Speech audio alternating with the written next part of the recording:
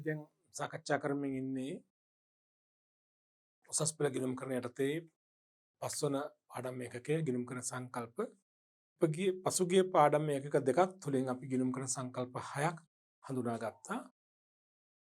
අද ඒකකයේ තුලුණුත් අපි තවත් ගිණුම් කරන සංකල්ප කිහිපයක් හඳුනා ගන්නවා. අද අපි හඳුනා ගන්න මුල්ම සංකල්පය තමයි ගැලපුම් සංකල්පය, මැචින් කන්සෙප්ට් කියන එක. ඉතාමත් වැදගත් සංකල්පයක් මූල ප්‍රකාශන පෙරළ කිරීමේදී භාවිතයට ගැනෙන. මොකද මේ ගැලපුම් සංකල්පයේදී කියා දෙන්නේ. මේ හැම සංකල්පයකින්ම අපිට ඉදිරිපත් කරන්නේ කිසියම් වූ මඟ පෙන්වීමක්නේ. මෙම සංකල්පයෙන් අපිට ඉදිරිපත් කරන ප්‍රධාන මඟ පෙන්වීම තමයි කිසියම් ගිණුම් කාලච්ඡේදයකට අදාළව කාර්ය සාධන ප්‍රතිඵලය ගණනය කිරීමේදී තව විදිහකින් කිව්වොත් ලාභය මෙහෙයුම් ප්‍රතිඵලය ලාභය හෝ අලාභය ගණනය කිරීමේදී කාලච්ඡේදය තුළ ඉපයූ ආදායමත් එම ආදායම ඉපයීමට දායක වූ වියදම නිවැරදිව ගැලපීම කළ යුතු බවයි. ආදායම මුලින්ම හඳුනා ගන්න ඕනේ අර ආදායම් උපලබ්ධ සංකල්පය උපචිත පදනම අනුව සංකල්ප වලට අනුකූලව ආදායම හඳුනා ගන්නට ඕනි. දෙවනුව එම ආදායම ඉපයීම සඳහා දායක වෙච්ච වියදම නිසි ප්‍රමාණයට ගැලපීම කළ යුතු කියන එක තමයි මෙම සංකල්පයෙන් අපට කියා දෙන ප්‍රධානම මඟ පෙන්වීම. කියන්නේ ආදායම සමග වියදම නිවැරදිව සැසඳිය යුතුයි කියන එක. ආදායම කීයද? එකී ආදායම ඉපයීමට දායක වූ වියදම හරියටම ගන්න කියන එක තමයි මේකෙන් කියන්නේ. ඒ වියදම නොකර ඉන්නත් එපා, සමහරක් වියදම් නොසලකා ඉන්නත් එපා, වැඩියෙන් ගන්නත් එපා, අඩුවෙන් ගන්නත් එපා. ආදායම උපයන දායක වෙච්ච වියදම හරියට ගලපලා ලාභය තීරණය කරන්න කියන එක තමයි ප්‍රධාන වශයෙන්ම මේ සංකල්පයෙන් අපට කියා දෙන මඟ පෙන්වීම. බලන්න ගිණුම් කාලච්ඡේදයකට අදාළව මූල ප්‍රතිඵලය ගණනය කිරීමේදී එම ගිණුම් කාලච්ඡේදයේ ආදායම් එම ආදායම ඉපයීමට දායක වූ වියදම් සමග නිවැරදිව ගැලපිය යුතුය බව මෙම සංකල්පයෙන් අදහස් වෙනවා. පුංචි උදාහරණයක් වලට දක්වලා තියෙනවා. විකුණුම් ආදායම සමග විකුණුම් පිරිවැය සසඳීම. අපිට මේ උදාහරණෙම මේ සංකල්පයේ අදහස තවත් තීරුම් ගන්න පහසුයි. දැන් බලන්න. දැන් මේ ගැලපුම් සංකල්පයේ තුල අපිට ගොඩාක් දේවල් කියා දෙනවා. එකක් තමයි මේ සංකල්පයට අනුගත වීම තහවුරු කරන එක අවස්ථාවක් තමයි දල ලාභයේ ගණනය කරනකොට විකුණුම් ආදායමේ විකුණුම් පිරිවැය නැත්නම් විකුණු භාණ්ඩවල ගත් මිල අඩු කරන එක. දැන් අපි තුන් මෙහෙම ව්‍යාපාරයක තියෙනවා භාණ්ඩ එකක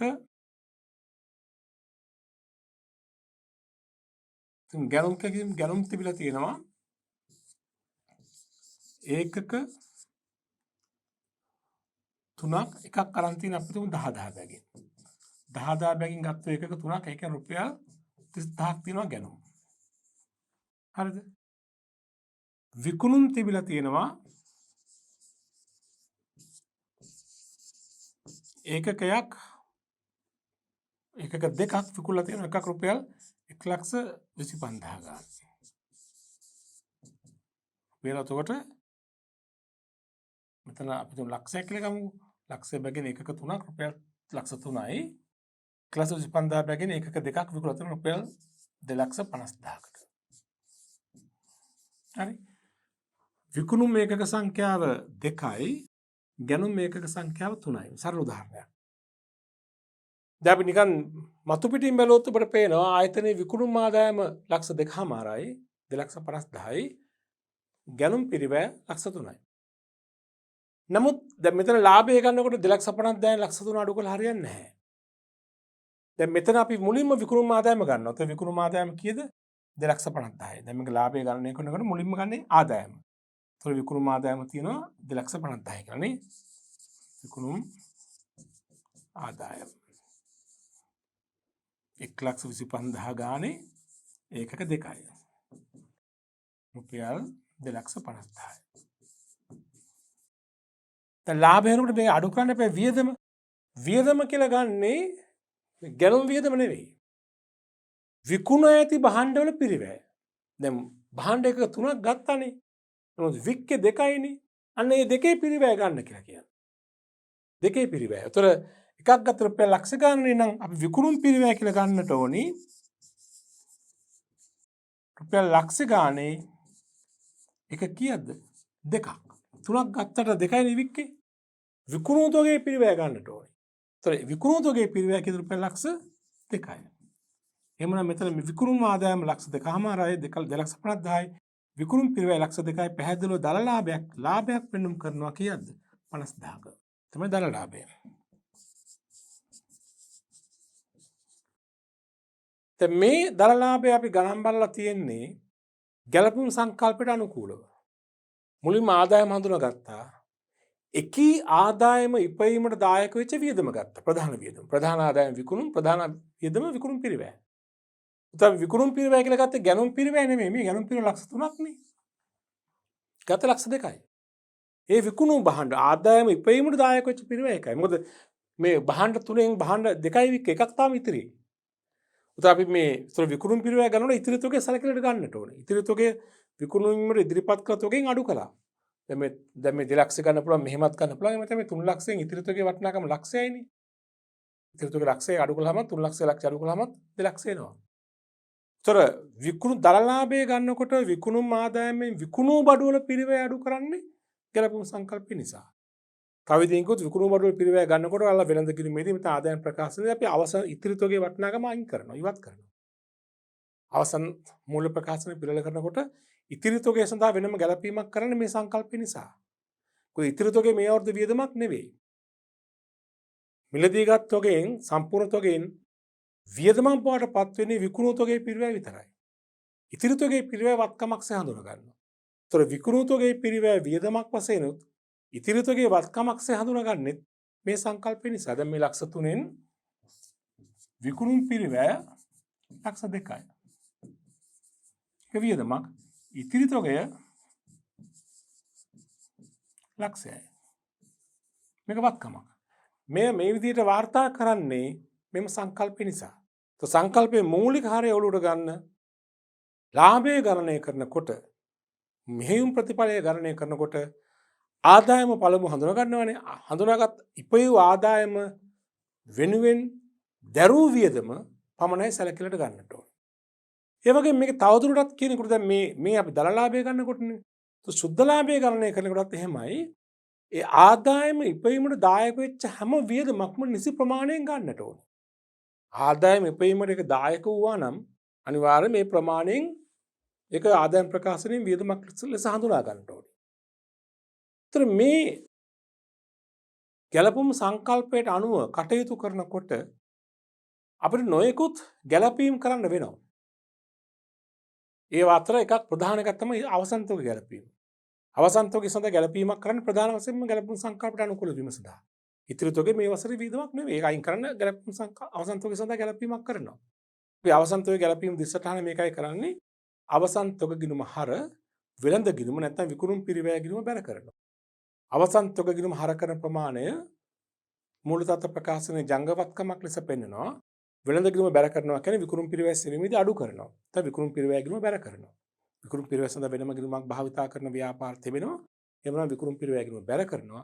වෙළඳ ගිණුමින් කලපන අවස්ථාවක නම් වෙළඳ ගිණුමේ අර ගැනුම් මූල තොගේ සහ ගැනුම් වල එකතුවෙන් අපි අඩු කරනවා අවසන් තොගේ වටිනාකම. විකුණුම් විකිණීමට ඉදිරිපත් කළ තොගෙන් අපි අවසන් තොගේ වටිනාකම අඩු කරලා පෙන්නනවා. අපි ඒක මූල ප්‍රකාශ පාඩමේදී කරමු දීර්ඝ වශයෙන්. ඒතර අවසන් තොගේ ගැළපීම කරන්නේ ගැළපුම් සංකල්පයට අනුගත වීම සඳහා. තව ගැළපීම් කරනවා අපි. ගැළපුම් සංකල්පයට අනුකූල වීම සඳහා තව ගැළපීම් කරනවා. මොනවද ඒ? තාවර වත්කම් වෙනුවෙන් ෂෙයා වීම ගලපනවා. වත්කම් සඳහා ෂෙයා වීම ගැළපීමට පාදක වන සංකල්ප කිහිපයක්ම තිබෙනවා. ඒ සංකල්ප අතර එක සංකල්පයක් ගැළපුම් සංකල්පය. මොකද්ද මේ ෂෙයා වීමක් කියන්නේ? ව්‍යාපාරයේ දිගුකාලීන වත්කම් තිබෙනවානේ. ව්‍යාපාරයේ දිගු කාලයක් ප්‍රයෝජනට ගන්න වත්කම් තිබෙනවානේ. ගොඩනැගිලි, යන්ත්‍ර සූත්‍ර, මෝටර රථ, ඒ වගේ මේ කාර්යාල උපකරණ, ලී බඩු. දැන් මේවා මිලදී ගත් අවස්ථාවේදී අපි මුදල් පොත බැර කරලා මුදල් ගිණුම බැර කරලා හර කරන්නේ වියදම් ගිණුමකට නෙමෙයිනේ, වත්කම් ගිණුමකටනේ. නේද? අපිට මතක ඇති. දැන් අපි හිතමු ව්‍යාපාරය යන්ත්‍රයක් මිලදී ගන්නවා කියමු. යන්ත්‍රයක් මිලට ගත්තා නම් මුදල් ගිණුම බැර කරලා යන්ත්‍ර ගිණුම හර කරනවා. අපි රුපියල් ලක්ෂයකට යන්ත්‍රයක් මිලදී ගන්නවා. යන්ත්‍රයේ පිරිවැය ලක්ෂයයි. මේ යන්ත්‍රය අවුරුදු 10ක් පාවිච්චි කරන්න පුළුවන් කියලා හිතන්නකෝ. ඒතර යන්ත්‍රය මිලට ගත්ත අවස්ථාවේදී රුපියල් ලක්ෂෙම මුදල් ගිණුම බැර කළා යන්ත්‍ර ගිණුම හර කළා.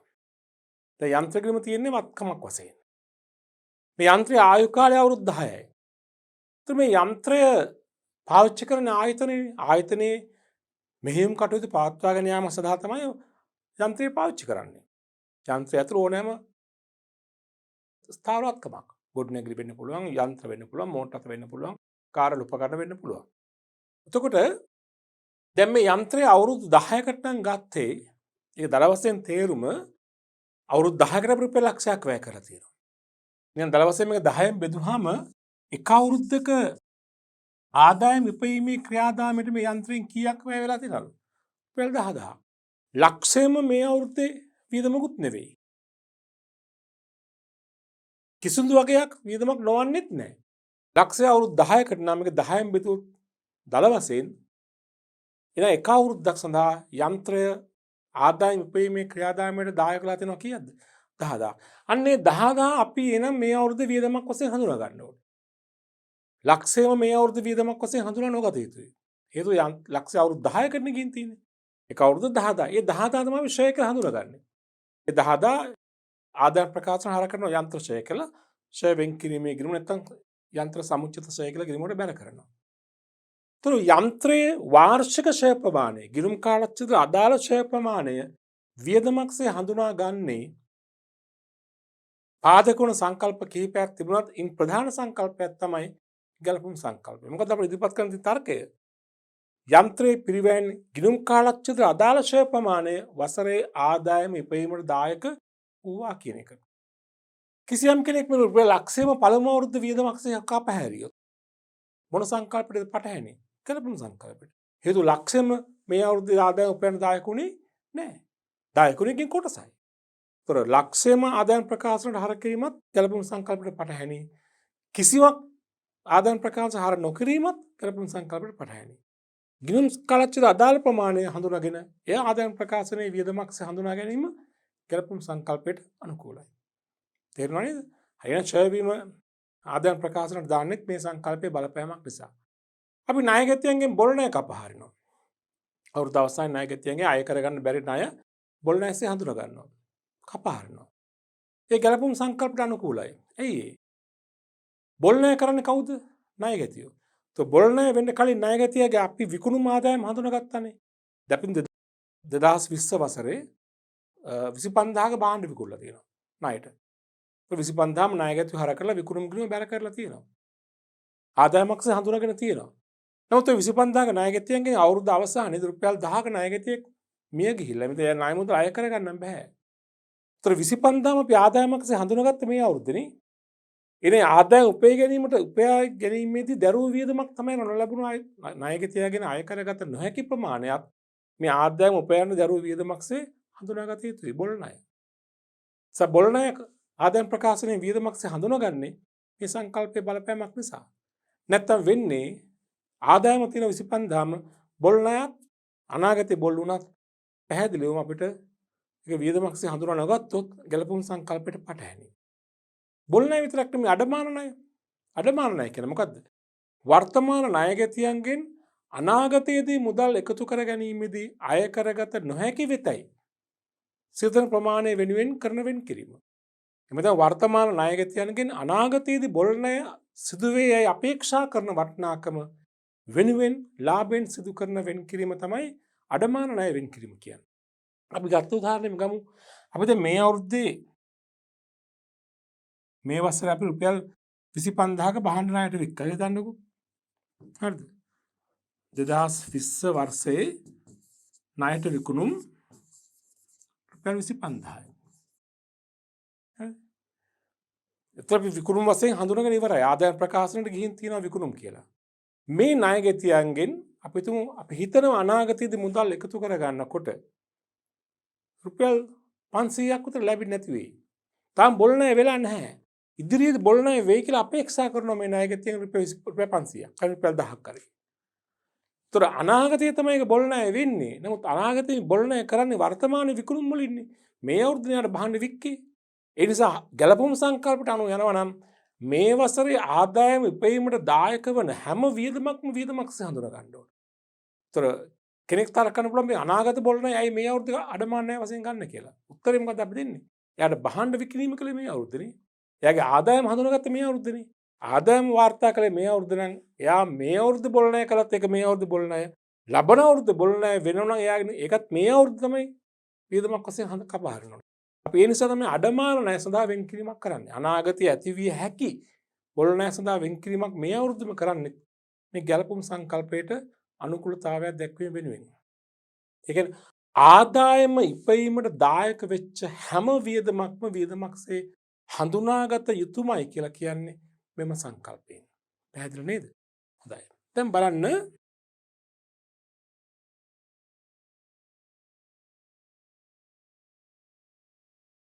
දැන් මෙන්න ගැලපුම් සංකල්පයේ අදහස මේ පැත්තෙන් අපි පැහැදිලි කරගත්තනේ මෙන්න යෙදෙන අවස්ථා. අවසන් තොගේ ගැලපීම. අපි කතා කළානේ. ප්‍රතිපාදනයන් සඳහා වෙන් කිරීම. ඒ කියන්නේ අනාගතයේ ඇති වේක අලාභ සඳහා වෙන් කිරීම කරන්නට ඕනේ. සමහර සේවක වන්දි සේවකෙක් නඩුවක් පවර්ලා තිබෙනවා වන්දියක් කියලා ඒ නඩුවෙන් අපි බොහෝ විට වන්දිය ගෙවන්න වෙන තත්ත්වයක් තිබෙනවා නම් අපි දැම්ම සූදානම් වෙන්න ඕනේ. ඒකට අපි වෙන් කිරීමක් කරන්න ඕනේ. ලාභය වෙන් කරනවා. මොකද ගැලපුම් සංකල්පය අනුව සේවකයේ වැඩ කලේ වර්තමානයේනේ. ඊළඟට මෙතන අනාගත ආර්ථික ප්‍රතිලාභ ජනනය නොකරන සියලු වියදම් කාලක්ෂේත්‍රයේ වියදමක්සේ හඳුනා වාර්තා කිරීම. දැන් අපි ව්‍යාපාරයේ උදාහරණ තොගහානියක්. තොගහානියක් සිදු වුණාම මේ අලාභය ඒ වියදම අපිට අනාගතයේ ආර්ථික ප්‍රතිලාභයක් ජනනය කරන්නේ නැහැ. ඒ නිසා අපි මේ අවුරුද්ද මේක කපහරිනවා. මේ අවුරුද්දේ ආදාය ඉපයීමට දරුවෝ වියදමක් වශයෙන්. අඩමාන ණය සඳහා වෙන් කිරීම, බොල් ණය කපහැරීම, ෂෙයා වෙන් කිරීම කතා කරපු දේවල්. ඒ ඔක්කොම ගැලපුම් සංකල්පයට අනුකූලතාවයක් දැක්වීම. මේවා තව සංකල්ප වලට අනුකූලතාවයන් දක්වනවා. අපි මෙතෙක් ඉගෙනගත්ත සංකල්ප වගේම ඉදිරියේදී කතා කරන සංකල්පත් එතන තියෙනවා. ඒ අතර තිබෙනවා. ගැලපුම් සංකල්පෙකින් ප්‍රධානයි. හරි නේද? ගැලපුම් සංකල්පයේ අනුව අදාළ වන දිසටහන.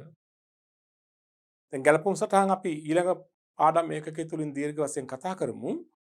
මේ සරල ගැලපුම් කීපයක් සඳහා උදා මේ දිසටහන් අවසන් තුගේ ගලපන ආකාරය. තොග ගිණුම හර වෙළඳ ගිණුම බැර. අවසන් තොගේ දිසටහන් තමන්නේ අවසන් තොග ගිණුම හර තොග ගිණුම හර වෙළඳ ගිණුම බැර කරන. බහන්න මිලදී ගත් අවස්ථාවේදී අපි ගැනුම් ගිණුම හර කරන්නේ. ඉතිරි තොග ගිණුම හර නැත්නම් අවසන් තොග ගිණුම හර නැත්නම් තොග ගිණුම හර වෙළඳ ගිණුම බැර. ප්‍රතිපාදනයන් දැන් සේවකෙක් නඩුවක් වෙනුවෙන් වන්දියක් සඳහා අපි වෙන් කිරීමක් කරනවා නම් සේවක වන්දි ගිණුම හර සේවක වන්දි වෙන් කිරීමේ ගිණුම බැර කරනවා. සේවක වන්දි ගිණුම අපි ආදායම් ප්‍රකාශනයට මාරු කරනවා. සේවක වන්දි වෙන් කිරීම ශේෂ පත්‍රය අපි මුල් තත්ත්ව ප්‍රකාශනයේ වගකීමක් වශයෙන් පෙන්වුම් කරනවා. අනාගත ආර්ථික ප්‍රතිලාභ ජනනය නොකරන වියදම් උදාහරණ තොගහානි ගිණුම් තබන තොගහානි ගිණුම හර ගැනුම් ගිණුම බැර. තොගහානි ගිණුම වියදමක් වශයෙන් ආදායම් ප්‍රකාශ කරනවා. ගැනුම් ගිණුම බැරවීම තුළ ගැනුම් නැමැති වියදම අඩු කරලා පෙන්නනවා. අඩමාන ණය වෙන් කිරීම. අඩමාන ණය ගිණුම හර අඩමාන ණය වෙන් කිරීමේ ගිණුම බැර. අඩමාන ණය හර කිරීම තුළින් ආදායම් ප්‍රකාශනයෙන් අඩු වෙනවා. මම මේ පෙළන කුම ආදායම් ප්‍රකාශනයෙන් අඩු වෙනවා. උතර වියදම් වශයෙන් නේ. අඩමාන ණය වෙන් කිරීමේ ගිණුම මුල තත්ත්ව ප්‍රකාශනයේදී ණයගැතෙන් අඩු කරලා පෙන්නනවා. බොල් ණය කපහැරීම බොල් ණය ගිණුම හර ණයගැති පාලන ගිණුම බැර. බොල් ණය ගිණුම අවසානයේ ආදායම් ප්‍රකාශනයට වියදමක් වශයෙන් යනවා. ණයගැති ශේෂය ජංගවත්කම පෙන්නනවා. ෂෙයා වෙන් කිරීම ෂෙයා කිරීම හර සමුචිත ෂෙයා කිරීම බැර. එමෙතන ෂෙයා වෙන් කිරීමේ ගිණුම බැර. ෂෙයා කිරීම හර වූ ප්‍රමාණය ආදායම් ප්‍රකාශනයට වියදමක් වශයෙන් හර වෙනවා. අඩු වෙනවා. ෂෙයා වෙන් කිරීම නැත්නම් සමුචිත ෂෙයා මුල් තත්ත්ව ප්‍රකාශනයේදී අදාළවත්කමෙන් අඩු කරලා පෙන්නනවා. ඒතර මේ සියල්ලගේම හරසටහන යන්නට ඕනි ආදායම් ප්‍රකාශනයට. බොහෝ දේවල් අවසන් තොගය නම් වත්කම් ගිණුමකට බොහෝ වියදම් ආදායම් ප්‍රකාශනයට වියදමක් වශයෙන් අඩු වෙනවා. අවසන් තොගයේදී උනේ වියදමක් වශයෙන් යා යුතු තිබූ සම්පූර්ණ වටිනාකමෙන් කොටසක් ඉවත් කළා. ගැලපුම් සංකල්පයට අනුකූල වීම සඳහා. විකිණීමට ඉදිරිපත් කළ තොගේ නෙමෙයි පිරිවැය වශයෙන් ගන්න විකුණුම් පිරිවැය. ඒතර අවසන් තොගේ අඩු කරන්නේ ඒකයි. වෙළඳ ගිණුම බැර කිරීම තුලින්. පැහැදිලිද? දැන් එනම් බලන්න එම සංකල්පයට අනුකූල අභ්‍යාස කිහිපයක් අපි කරමු. අංක 32 තොගහානි වීමක් වියදමක් ලෙස හඳුනා ගැනීමට පදනම් වන ගිණුම් කරන සංකල්පය මොකක්ද? තොගහානිය වියදමක්සේ හඳුනා ගන්න පදනම් වන සංකල්පය. ඓතිහාසික පිරිවැය සංකල්පය, මූල්‍ය බිඳුම් සංකල්පය, කාලච්ඡේද සංකල්පය, ප්‍රති සංකල්පය, ගැලපුම් සංකල්පය. දැන් මේ සංකල්ප පහම අපි කතා කරලා තියෙන දේවල්. තොගහානිය වියදමක්සේ හඳුනා ගන්න ප්‍රධාන වශයෙන් පදනම් වන සංකල්පය මොකක්ද? ගැලපුම් සංකල්පය. 33 විකුණුම් පිරිවැය ගණනය කිරීමේදී අවසන් තොගය අඩු කිරීමට පදනම සපයන ගිණුම් කරන සංකල්පය. ආරක්ෂණ, සංගතතා, අඛණ්ඩ පැවැත්ම, ගැලපුම්, මුල්‍ය බිඳුම්. විකුණුම් පිරිවැය අඩු කරන්නේ විකිණීමට ඉදිරිපත් කළ තොගය අපි අඩු කරන්නේ මොන සංකල්පයේ බලපෑමද? ගැලපුම් සංකල්පය. එහෙම නොවුනොත් වෙන්නේ මොකද? මම ඉස්සර පැහැදිලි කළ උදාහරණයක් මගින් විකුණුම් ආදායම උපයන දායක වෙච්ච වියදම එන්නේ නැහැ. වියදම වැඩියෙන් එන්නේ. ඉතිරි තොගය ගැලපුවොත් තමයි විකුණුම් ආදායම උපයන දායක වෙච්ච වියදම අපිට ලබා ගන්න පුළුවන්කමක් ලැබෙන්නේ. 34 කිසියම් වර්ෂයක භාණ්ඩ ගැනුම් පිරිවැයෙන් කොටසක් විකුණූ භාණ්ඩ පිරිවැය වියදමක් ලෙස ඉතිරි තොගය ඉතිරි කොටස වසර අවසානයේ තොගය වත්කමක් ලෙසත් හඳුනා ගැනීමට මඟ පෙන්වන සංකල්පය. විකිණීමට ඉදිරිපත් කළ තොගෙන් කොටසක් විකුණුම් පිරිවැය කියන වියදමත් අනෙක් කොටස වත්කමක් ලෙස හඳුනා ගන්න මඟ පෙන්වන සංකල්පය මොකද්ද? අපි දැන් කතා කරන සංකල්පය මොකද්ද? ගැලපුම් සංකල්පය. 35 එක් එක් කාලච්ඡේදයේ ෂය ආදායම් ප්‍රකාශනයේ වියදමක් ලෙස හඳුනා ගනු ලබන්නේ කුමන ගිණුම් කරන සංකල්ප නිසාද? දැන් ෂය වියදමක් ලෙස හඳුනා ගන්න බලපාන සංකල්ප කිහිපයක්ම තියෙනවා. දැන් මෙතනම තියෙනවා අපි ඉදිරියට කතා කරන ආරක්ෂණ සංකල්පයත් බලපානවා. ප්‍රධාන වශයෙන් බලපාන්නේ මොකද්ද? ගැලපුම් සංකල්පය. මොකද ස්ථාවර වත්කම්ද ආදායම් පෙවීම සඳහා දායක වෙලා තියෙනවා. මේ ව්‍යාපාරික ආදායම් පෙවීමේ ක්‍රියාවලියට භාණ්ඩ විතරක් නෙමෙයි මේ ගොඩනැගිලි යන්ත්‍ර සූත්‍ර මෝටර් දායක වෙනවා. ඒවයේ ගිණුම් කාලච්ඡේද අදාළ ප්‍රමාණයේ වියදමක්සේ හඳුනා නොගත්තොත් ගැලපුම් සංකල්පයට අනුකූල නැහැ. ගැලපුම් සංකල්ප හඳුනා ගන්න නම් මේ ගොඩනැගිලි පිරිවැයෙන් කොටසක් වියදමක් වෙන්න ඕනේ. ඒ කොටස තමයි ෂය. මෝටර් රථ වලින් කොටසක් වියදමක් වෙන්න ඕනේ. ඒක තමයි ෂය. රථ ෂය. යන්ත්‍ර වලින් කොටසක් වියදමක් වෙන්න ඕනේ. ඒක තමයි යන්ත්‍ර ෂය. අපි ඉදිරියට කතා කරන සංකල්පතිට අදාළ වෙනවා. නමුත් ප්‍රධාන එක තමයි ගැලපුම් සංකල්පය. 36 ව්‍යාපාරය විසින් කාලච්ඡේදයේ ශුද්ධ ලාභය ගණනය කිරීම සඳහා අවසන් තොගය තක්සේරු කර විකුණුම් පිරිවැය ගණනය කරයි.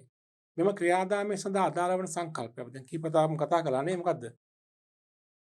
ගැලපුම් සංකල්පය. අවසන් තොගය විකුණුම් පිරිවැය සෙවීමේදී අවසන් තොගය තක්සේරු කළ අඩු කරන්නේ ප්‍රධාන වශයෙන්ම ගැලපුම් සංකල්පයට අනුගත වීම සඳහා.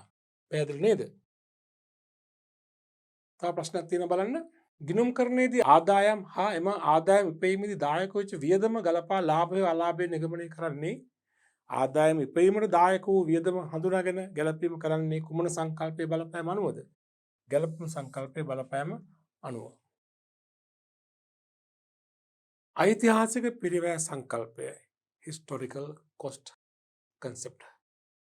මොකද මේ ඓතිහාසික පිරිවැය සංකල්පය කියලා කියන්නේ? මේකෙන් අදහස් කරන්නේ ව්‍යාපාරයක් සම්පත් අත්පත් කර ගැනීමේදී ඒ සම්පත් වෙනුවෙන් දරන ලද සත්‍ය පිරිවැය ගිණුම් පොත්වල හඳු වාර්තා කළ යුතු බව. ඒ කියන්නේ වත්කමක් අත්පත් කර ගන්නා විට ඒ වත්කම වෙනුවෙන් දරන ලද සත්‍ය පිරිවැය ආයතන පැත්තෙන් වැය වූ සත්‍ය පිරිවැය පොත්වල වත්කමේ අගය ලෙස පෙන්වුම් කළ යුතුයි. මේ බලන්න ව්‍යාපාරයක් සතු සම්පත් හා ඒ සඳහා දැරූ වියදම් ඒවා අත්පත් කරගත් අවස්ථාවේදී හුවමාරු වූ සත්‍ය පිරිවැය මත පොත්වල වාර්තා කළ යුතු බව මේකෙන් අදහස් කරන්නේ. දැන් අපි මේ වත්කම අත්පත් කරගන්න අවස්ථාවේදී වත්කම වෙනුවෙන් දැරූ පිරිවැය. ඒක එහෙම කියන්න හේතුව ඒ වත්කම් සම්බන්ධයෙන් විවිධ වූ වගයන් තියෙන්න පුළුවන්. දැන් අපි හිතමු අපි රුපියල් යන්ත්‍රයක් මිලට ගන්නවා රුපියල් ලක්ෂ 10ක් දීලා. අපි ඉඩමක් කියමු. ඉඩමක් මිලදී ගන්නවා රුපියල් ලක්ෂ 10ක් දීලා. ඒ ලක්ෂ 10 කියන අපි ඉඩම වෙනුවෙන් වැය කළාගේ. නමුත් කෙනෙකුට ඔකේ වටිනාකම හිතෙන්න පුළුවන් මේ ලක්ෂ 10ට ලාභයට හම්බුනේ මේ රුපියල් ලක්ෂ 15ක් විතර වටිනවා කියලා. කලමනාකරුට හිතෙන්න පුළුවන් නෑ මේක ලක්ෂ 12ක අගයක් තියෙනවා. දැන් මේක අපිට අනාගතේ විකුණ ගන්න පුළුවන් ලක්ෂ 14කට. ඒ වගේ අගයන් කීපයක් තියෙන්න පුළුවන්. අනාගතයේ විකිණිය හැකි මිල, කෙනෙකුගේ මනසේ ඇතිවන අගය, ඒ වෙනුවෙන් දරූ සත්‍ය පිරිවැය ආදී වශයෙන්. ගිණුම් කරන්නේදී කියන්නේ වත්කමක අගය වාර්තා කරන විට අර වෙළඳපොළ අගයන්, කළමනාකරුවන්ගේ මනසේ ඇතිවන අගයන්, අනාගතයේදී විකිණිය හැකි මිල, අනාගතයේදී ප්‍රතිසම්පාදනය කිරීමට යන මිල, මේ ඉඩම අනාගතයේ ගත්තා යරීමට සිදුවන මිල, ඒවා ඔක්කොම බැහැර කරලා වත්කම වෙනුවෙන් දරන ලද සත්‍ය පිරිවැය වාර්තා කරන්න කියලා තමයි මේ සංකල්පයෙන් ප්‍රධාන වශයෙන් කියන්නේ. ඓතිහාසික පිරිවැය, අතීත පිරිවැය, දරන ලද පිරිවැය, ගනුදෙනුව වෙනුවෙන් වැය කළ පිරිවැය, ඓතිහාසික පිරිවැයට වාර්තා කරන්න. විශේෂයෙන්ම වත්කම් ළඟය වාර්තා කරන විට මේ ඓතිහාසික පිරිවැය සැලකිලිට ගත යුතු බව තමයි මෙම සංකල්පයෙන් කියන්නේ. පැහැදිලිද? එතකොට මේ සංකල්ප යෙදෙන අවස්ථාව වශයෙන් අපිට කියන්න පුළුවන් දේපල පිරියතා උපකරණ හඳුනා ගැනීමේදී විශේෂයෙන් පළමු වරට පොත්වල වාර්තා කරන්නේ ඓතිහාසික පිරිවැයට. පළමු වරට කියන හේතුව පසු කලකදී දේපල පිරියත උපකරණ ප්‍රත්‍යාගමනයන් කරනවා. වත්කම් නැවත අගය කිරීමක් කරනවා. එහෙම වුණාම ඓතිහාසික පිරිවැය වෙනුවට වර්තමාන ඒ ඉදාට ප්‍රත්‍යාගමන කරන අවස්ථාවේදී ආගේ පොත්වලට එනවා. නමුත් මුල් වරට වාර්තා කරන්නේ ඓතිහාසික පිරිවැය. මේ ඓතිහාසික පිරිවැය වාර්තා කිරීම තුළින් එක පැත්තකින් තොරතුරු වල සත්‍යතාවය, තොරතුරු වල විශ්වාසවන්ත බව රැකෙනවා, විශ්වාසදායීත්වය රැකෙනවා, විශ්වාසදායී. ඒ වගේම පහසුයි. සත්‍ය පිරිවැයනේ පොත්වල වාර්තා වෙලා තියෙන පිරිවැය, මූලාශ්‍ර ලේඛන වල තිබෙන පිරිවැය. පසු කලක ඒවා ප්‍රත්‍යාගමනය වෙන්න පුළුවන්. මුල් වලට වාර්තා වෙන්නේ සත්‍ය පිරිවැය මත. මූල තත්ත්ව ප්‍රකාශනයේ වත්කම් බොහෝමයක් තියෙන සත්‍ය ඓතිහාසික පිරිවැයට. දේපොළ පිරියත උපකරණ සම්බන්ධයෙන් පසු කාලයකදී යම් පිරිවැයක් දැරුවත් ඒකත් ඓතිහාසික පිරිවැයටම තමයි වත්කම් ගිණුමට හර කරන්නේ, වත්කමට එකතු කරන්නේ. ඒ ඓතිහාසික පිරිවැය සංකල්පයේ අනුව. මේ සංකල්පයෙන් බැහැර වන අවස්ථාවක් නොතිබුණා නොවේ. එක අවස්ථාවක් තමයි දැන් මම කිව්වේ ව්‍යාපාරික දේපොළ පිරිත උපකරණ පසු කලක ප්‍රත්‍යාගමනය කරලා වාර්තා කළොත්. අපි තුමු මීට 2000 වසරේ අපි ඉඩමක් මිලදී ගන්නවා රුපියල් ලක්ෂ 10කට. උන ඓතිහාසික පිරිවැය ලක්ෂ 10යි. 2020 දී මේ ඉඩම ප්‍රත්‍යාගමනය කරනවා, නැවත අගය කරනවා, දැන් වටිනාකම ලක්ෂ 30ක් වෙනවා. අපි ලක්ෂ 30යි කියලා පොත්වල වාර්තා කළොත් අන්න ඓතිහාසික පිරිවැය සංකල්පයට ඒක බැහැර වෙන අවස්ථාවක්. ඒක පටහැනු වෙන අවස්ථාවක්. දේපොළ පිරිත උපකරණ ප්‍රත්‍යාගමනයේ පොත්වලට පෙන්වුම් කළොත් ඉසේ කළ හැකි පසු කලක එහෙම වුණාම ඓතිහාසික පිරිවැය කියන එක ඉවත් වෙනවා, බැහැර වෙනවා. ඒ වගේම තව සංකල්පයක ගිණුම් කරන ප්‍රමිතීන්ගේ අවශ්‍යතාවයක් මත, සංකල්ප හා ප්‍රමිතීන්ගේ අවශ්‍යතාවයක් මත ඉතිරි තොගය, අවසන් තොගය වාර්තා කරන්නේ ඓතිහාසික පිරිවැය ශුද්ධ උපලබ්ධ අගය. මේ දෙකෙන් අවම අගයට. කියන්නේ තොගේ පිරිවැය, තොගේ වෙනින් සත්‍ය වශයෙන් දරුවු පිරිවැයත් ශුද්ධ උපලබ්ධ අගය, තොගය විකිණීමෙන් ලබාගත හැකි ශුද්ධ මිල, ශුද්ධ උපලබ්ධ අගය. ඒ දෙකේ අඩුම අගයට වාර්තා කරන්න කියලා සංකල්ප සහ ප්‍රමිතවල බලපෑම් අප කියනවා. එහෙම වුණාම දැන් අපි තුන් තොගේ පිරිවැය රුපියල් ලක්ෂයයි, ඉතුරු තොගේ පිරිවැය අද විකිණීමෙන් ලබාගත හැකි ශුද්ධ වටිනාකම 95000 නම් අපි 95000ට වාර්තා කරොත් තොගය ඒ දෙකේ අවම අගයට වාර්තා කරන්න තියෙන 95000ට උතෝර. උතෝර එතන තියෙන ඓතිහාසික පිරිවැය නෙමෙයි. එහෙම බැහැර වෙන අවස්ථාවක් තිබෙනවා, නැතුවම නෙවෙයි. නමුත් අනිවාර්ය වත්කමක් මෙලට ගත්ත අවස්ථාවේදී ඓතිහාසික පිරිවැයටමයි වාර්තා වෙන්නට ඕනේ. පසු කලක ප්‍රත්‍යාගමනය වීම, තොගේ ශුද්ධ ප්‍රබ්ධගෙන් ලියහැරීම් සිදුවීම දෙවනු වෙන දෙයක්. මුල් වරට නම් අනිවාර්යයෙන්ම ඓතිහාසික පිරිවැයටම වාර්තා කළ යුතුමයි. පැහැදිලිද? හොඳයි. සිද්ධියක් එක බලන්න. සීමිත සිග්මා සමාගම 2020 ජනවාරි 1 වන දින යන්ත්‍රයක් මිලදී ගන්නවා. මෙම යන්ත්‍රයට අදාළව මෙන්න මේ තොරතුරු අපිට දෙනවා. 2020 යන්ත්‍රයේ 20 ජනවාරි 1 යන්ත්‍රයේ ගැනුම් මිල රුපියල් ලක්ෂ 2යි. ජනවාරි 15 යන්ත්‍රයේ සවි කිරීමේ පිරිවැයක් දල රුපියල් 50000ක්. ජනවාරි 31 යන්ත්‍රයේ නව වෙළඳපොළ මිල රුපියල් 220000යි. පෙන්හනවා ඓතිහාසික පිරිවැය සංකල්පයට අනුව මූල්‍ය ප්‍රකාශන තුල පෙන්눔 කළ යුතු යන්ත්‍රයේ වටිනාකම කීයද? යන්ත්‍රයේ ඓතිහාසික පිරිවැය සංකල්පය අනුව යන්ත්‍රයේ වටිනාකම වෙන්නේ යන්ත්‍රයේ වෙනුවෙන් දරුවු පිරිවැය. දැන් දරුවු පිරිවැය කොහොම 22 ලක්ෂයක් දරුවු පිරිවැයක් තමයි සවිකිරීමට ගිය පිරිවැයක් දරුවෝ පිරිවැයක් තමයි. හැබැයි වර්තමාන වෙළඳපොළම සලකන්නේ නැහැ. එහෙනම් යන්ත්‍රයේ ඓතිහාසික පිරිවැය වෙන්නේ මෙහෙමයි.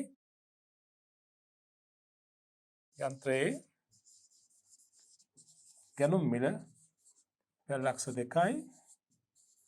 ඊට අමතර වෙනවා සවිකිරීමේ පිරිවැයක් දෙනවා. යන්ත්‍රය සවි නොකරවත් යන්ත්‍රය පාවිච්චි කරන්න බෑනේ. සවිකිරීමේ පිරිවැය 50,000ක් ගින් තියෙනවා.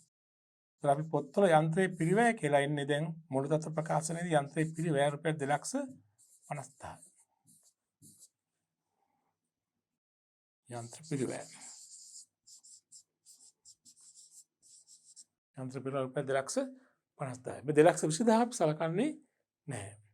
හැදෙන්නේ නේද? ප්‍රශ්න අංක 38 ඓතිහාසික පිරිවැය සංකල්පයට අනුව මිල ගණන් ඉහළ යන අවස්ථාවකදී මේ හතරෙන් පහෙන් මොකද්ද වෙන්නේ කියලා අහනවා. වත්කම්වල අගය හා ලාභය අව탁සිරු වේ. වත්කම්වලගේ අව탁සිරු වේ ලාභය අධි탁සිරු වේ. වත්කම්වලගේ සහ ලාභය අධි탁සිරු වේ. වත්කම්වලගේ අධි탁සිරු වේ ලාභය අව탁සිරු වේ. වත්කම්වලගේට හෝ ලාභයට බලපෑමක් ඇති නොවේ. මේ උසස් පෙළ 2006. දැන් ඒ කාලේ ප්‍රශ්නයක්. මොකද වර්තමානයේ කොට දැන් ගිණුම් කරන ප්‍රමිතින්ගේ බලපෑම වල ලාභය කියන එක සම්බන්ධයෙන් වෙනස් අර්ථකථනයක් තිබෙනවා. මොකද අපි 2006 වගේ වකවානුවක ලාභය ආදායම් ප්‍රකාශනයක ලාභය කියලා දැම්මේ ආදායම හා වියදම අතර වෙනස පමණයි. වර්තමානයේ ඊට අමතරව විස්තීර්ණ ආදායම් වියදම් ගැලපීමකුත් කරනවා. તો ප්‍රත්‍යංග ලාභ පවා ලාභයට ගැලපීම් කරනවා පහළ කොටසින්. එතකොට දැන් මෙතන කියන්නේ ඓතිහාසික පිරිවැය සංකල්පයට අනුව යනකොට මිල ගණන් ඉහළ යන අවස්ථාවක් කියන්නේ මිල ගණන් එන්නේ වැඩි වෙන අවස්ථාවක මේ වත්කම් වලට ලාභයට වෙන බලපෑම. දැන් අපි හිතමු 2000 වර්ෂයේදී අපි හිතමු අපි ඉඩමක් මිලට ගන්නවා කියමු රුපියල් ලක්ෂයකට. දැන් මිල ගණන් ඉහළ යාමක් නම් තියෙන අපි හිතමු 2020 වර්ෂයේදී ඉඩමේ වටිනාකම රුපියල් අපි හිතමු ලක්ෂ 3යි. හිතන්නකෝ. මිල ගණන් ඉහළ යන තත්ත්වයක් කියන්නේ දැන් වර්තමාන අගයේ ගොඩක් වැඩි වෙලා කියන එකනේ එදාට වඩා. එතකොට පොත්වල දැන් මොකද අහන්නේ වත්කම් ලාභයට සහ ලාභයට. එදා අපි ලක්ෂයට ගත්තා නම් ඓතිහාසික පිරිවැය අනුව ඉඩම වටිනාකම පොත්වල පෙන්නන කීයද? ලක්ෂයයි. ඉඩම වෙන්න පුළුවන්, ගොඩනැගිලි වෙන්න පුළුවන්, යන්ත්‍රයක් වෙන්න පුළුවන්. දීපලක්. ඒතර අද වටිනාකම ඊට වඩා වැඩි කියලානේ කියන්නේ. එහෙනම් වත්කම් ලාභයේ පෙන්නන පොත්වල අඩු වෙනවා. වත්කම් තියෙන්නේ අව탁සිර වගේ කියන්නේ. ලාභය මම කියද වර්තමානයේ අපි විස්තීර්ණ ආදායම් ප්‍රකාශනයක් හදනවා කියලා කිව්වනේ. අපි ඉදිරි දේවල් ගැන කතා කරනවා. එතකොට දේපල ප්‍රත්‍යාකරණය කිරීමක් කරනවා නම් එයින් ඇතිවන ප්‍රතිඵලයත් මෙහෙයුම් ලාභයට පහලින් ගලප ගන්නවා. එතකොට දැන් මේ ලක්ෂ දෙකත් වත්කමද ලක්ෂ 3ක් වෙලා නම් එතන ලක්ෂ 2ක ලාභයක් තියෙනවානේ. ඒත් අපි ඓතිහාසික පිරිවැයටම යාම තුල ඒ ලක්ෂ 2 වාර්තා වෙන්නේ නැහැ. ඒ ලාභේ වැඩි වෙච්ච අගයෙන් ඇතිවෙච්ච ලාභේ වාර්තා වෙන්නේ නැහැ. එහෙනම් උත්තර වෙන්නේ ඓතිහාසික පිරිවැය සංකල්පයට අනුව යනකොට මිල ගණන් ඉහළ යාමක් සිදුවන විට වත්කම ලාගේ පොත්වල පෙන්වුම් කන්නේ අඩු වෙන වගේම ලාභයේ තක්සේරු වෙන්නේ අඩු වෙන. එහෙනම් හරි උත්තරය අංක 1. වත්කම ලාගේ හා ලාභය අවතක්සේරුවක් වේ. පැහැදිලිද? අංක 39 ව්‍යාපාරයක් එහි වත්කම වඩා තාත්කාලික ගෑනට පොත්වල දැක්වීම සඳහා එහි වර්තමාන වෙළඳපොළ මිලට අගය කළ යුතුයි යෝජනා කරයි. මෙම යෝජනාව මගින් කුමන ගිණුම් කරන සංකල්පය උල්ලංඝනය වේද? ඓතිහාසික පිරිවැය අඛණ්ඩ පැවැත්ම උචිත මූල්‍ය වෙනුම් කාලච්ඡේද මේ සංකල්ප පහම දැන් අපි හඳුනාගෙන තියෙනවානේ. ඒ කියන්නේ වත්කම්ලාගේ තාත්වික පෙන්වීම සඳහා වර්තමාන වෙළඳපොළ අගයට පොත්වල පෙන්වුම් කරන්න ගියහොත් කඩ වෙන මොන සංකල්පයද? අනිවාර්යයෙන් මොකද්ද? ඓතිහාසික පිරිවැය සංකල්පය. 40 2006 වර්ෂයේදී රුපියල් මිලියන 15කට මිලදීගත් ඉඩමක් එහි ප්‍රත්‍යාගන්න වටිනාකම වූ මිලියන 30 2009 මාර්තු 31 දිනට ශේෂපත්‍රය කියන්නේ මුළු තත්ත්ව ප්‍රකාශනයේ වාර්තා කර ඇත. කියන්නේ මිලියන 15කට ගත් වූ ඉඩම දැන් මිලියන 30යි කියලා වාර්තා කරලා තියෙනවා. මෙම අවස්ථාවේදී පහස සඳහා නේවයින් අනුගමනය කර නොමැති සංකල්පය කුමක්ද? ඒ කියන්නේ ඓතිහාසික පිරිවැය පස්සේ කළා වර්තමාන අගයේ පොත්වල පෙන්වුම් කිරීම තුලින් කඩ වෙන්නේ මොකද්ද? ඓතිහාසික පිරිවැය සංකල්පය. නේද? 41 මූල්‍ය ප්‍රකාශන පෙළල කිරීමේදී ඓතිහාසික පිරිවැය සංකල්පය අනුගමනය නොකරන අවස්ථා දෙකක් ලියන්න. මොකද ඓතිහාසික පිරිවැය සංකල්පයෙන් බැහැර වන අවස්ථා මොනවද? එකක් වත්කම් ප්‍රත්‍යාගරණය කිරීම. දෙක තොගය සුද්ධ ප්‍රලබ්ධගෙන වාර්තා කිරීම. පිරිවැය සුද්ධ ප්‍රලබ්ධක දෙකෙන් සුද්ධ ප්‍රලබ්ධගෙන වාර්තා කළොත් ඓතිහාසික පිරිවැයට පටහැනු යාමක් නේ. එහෙනම් උත්තර 1 වත්කම් ප්‍රත්‍යාගරණය කර පෙන්වීම. අනික තොගය සුද්ධ උපලබ්ධි. ඒ කියන්නේ පිරිවැයට සාපේක්ෂව තොගය අපි මෙහෙම ලියමු. තොගේ අඩු වගේට. ඒ කියන්නේ මේ සුද්ධ උපලබ්ධියගේ පිරිවැය දෙකේ අඩු වගේට આવොත් එන්නේ. සුද්ධ උපලබ්ධියගේ පිරිවැයට වඩා අඩු වුණොත් තමයි මේ පිරිවැය සංකල්පයෙන් පටහැනු යන්නේ. උතර පිරිවැය ලක්ෂයයි සුද්ධ උපලබ්ධියගේ අපි හිතුව 90 නම් 90 ලියන්නේ. උතර පිරිවැය සංකල්පයෙන් පටහැනේ. තොගේ පිරිවැය ලක්ෂයයි සුද්ධ උපලබ්ධියගේ 1,5000 නම් එනම් පිරිවැය ලියන්නේ. උතර සුද්ධ උපලබ්ධියගේ එන්නේ ලියන්නේ පිරිවැයට වඩා අඩු වුණොත්. උතර සුද්ධ උපලබ්ධියගේ ලිව්වා කියන්නේ පිරිවැය සංකල්පයට පටහැනු යාමක් නේද? තොගය සුද්ධ උපලබ්ධි අගයට අනුව වාර්තා වීම.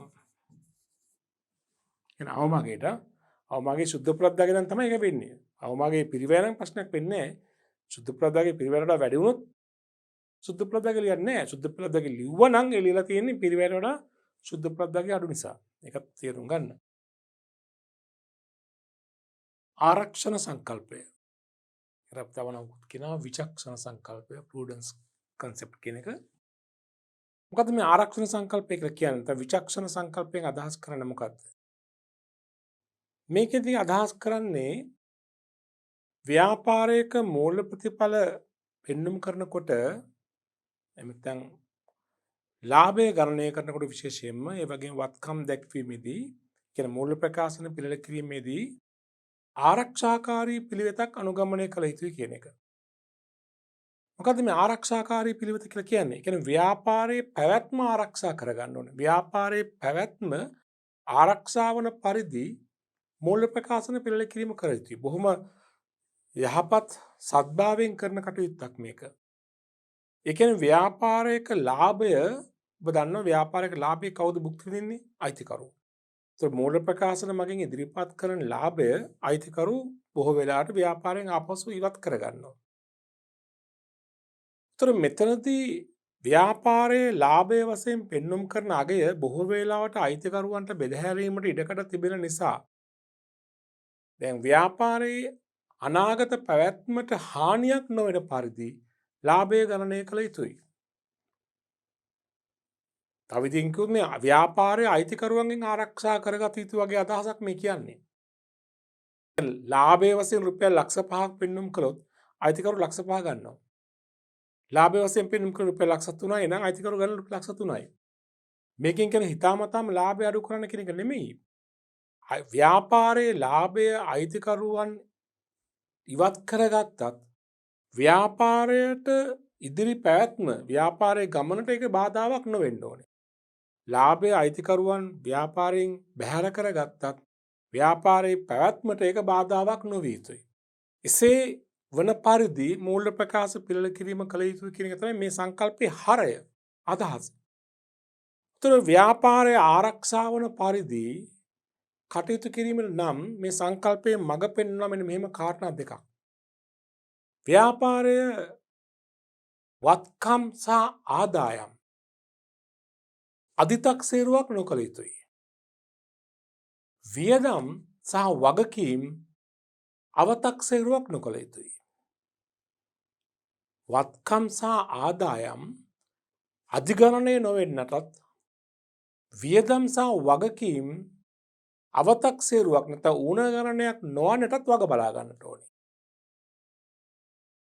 මේ බලන්න මූල්‍ය ප්‍රකාශන පිළිල කිරීමේදී ගිණුම් කරන ඒකකයේ මෙහෙයුම් ප්‍රතිඵලය මූල්‍ය තත්වය මුදල් ප්‍රවාහයන් කියන මූල්‍ය ප්‍රකාශන මගින් ඉදිරිපත් කරන තොරතුරු පිළිබඳ තොරතුරු වඩා සාධාරණ ලෙස ඉදිරිපත් කිරීම කළ යුතු බව මින් අදහස් කරනවා. එනම් මූල්‍ය ප්‍රකාශනයන්හි වත්කම් සහ ආදායම් අධිගණනය නොකළ යුතු අතර වියදම් සහ වගකීම් ඌන ගණනයක් නොකළ යුතුයි.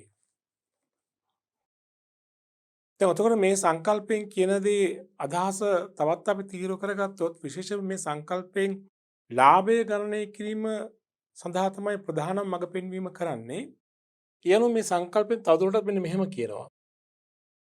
ආරක්ෂණ සංකල්ප අනුව ආදායම හඳුනා ගැනීමේදී කාලච්ඡේදයට අදාළව ඉපයූ ආදායම් පමණක් සැලකිලිට ගත යුතුයි. ලාභය ගණනය කිරීමට ප්‍රධාන සංරචකයන් දෙක වෙන්නේ ආදායම් සහ වියදම්නේ. එතින්දී ආදායම් ලෙස ගන්න කියන්නේ කාලච්ඡේදය තුළ ඉපයූ ආදායම් පමණයි. තවදුරටත් කිව්වොත් අනාගතයේදී ලැබීමට නියමිත ආදායම් හෝ ලාභ ගිණුම්ගත නොකළ යුතුයි. මේ සංකල්පයට අනුව අනාගතයේ ලැබෙන්න තියෙන ලාභ අනාගතයේ ලැබෙන්න තියෙන ආදායම් නොගත යුතුයි. දැන් උදාහරණයක් වශයෙන් අපි තුමු අපි අපේ වෙළඳ නාමයක් වෙන කෙනෙක් නීති විරෝධීව පරිහරණය කරන නිසා ඒ ව්‍යාපාරයට විරුද්ධව අපි නඩුවක් පවරලා තියෙනවා.